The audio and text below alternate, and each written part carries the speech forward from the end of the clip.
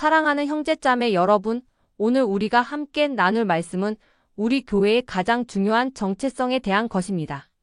교회마다 저마다의 특징이 있습니다.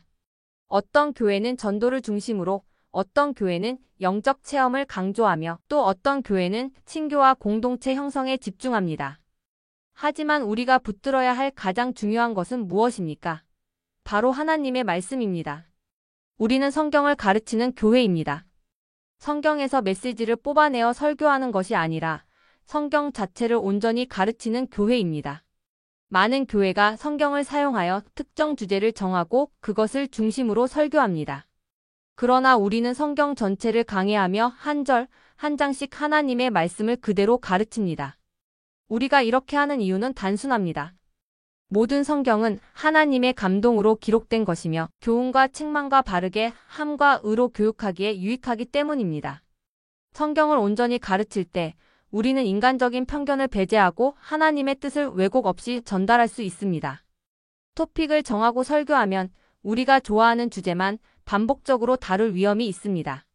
어떤 교회는 기적을 강조하고 어떤 교회는 성령의 은사를 집중적으로 가르치며 또 어떤 교회는 번영과 성공에 대한 메시지를 반복합니다.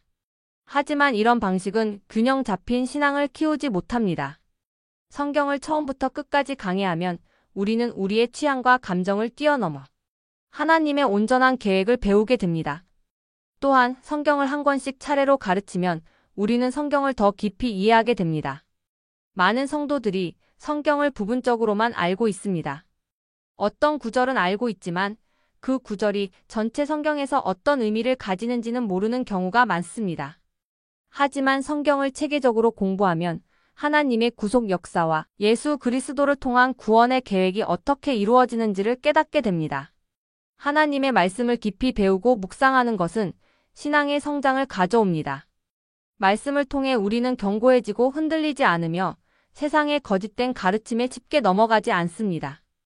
하나님의 말씀을 배우지 않는 사람들은 감정이나 경험에 의존하기 쉽고 결국 영적으로 미성숙한 상태에 머물게 됩니다.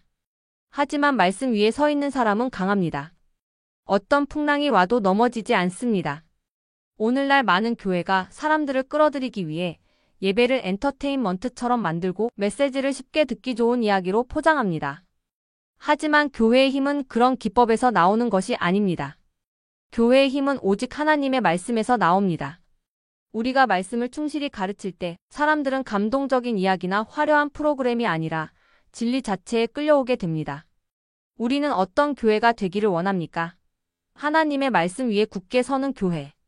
유행이나 사람의 생각이 아니라 성경의 진리에 뿌리를 둔 교회. 성도들이 신앙 안에서 성숙하고 영적으로 단단해지는 교회. 이것이 우리가 가야 할 길입니다.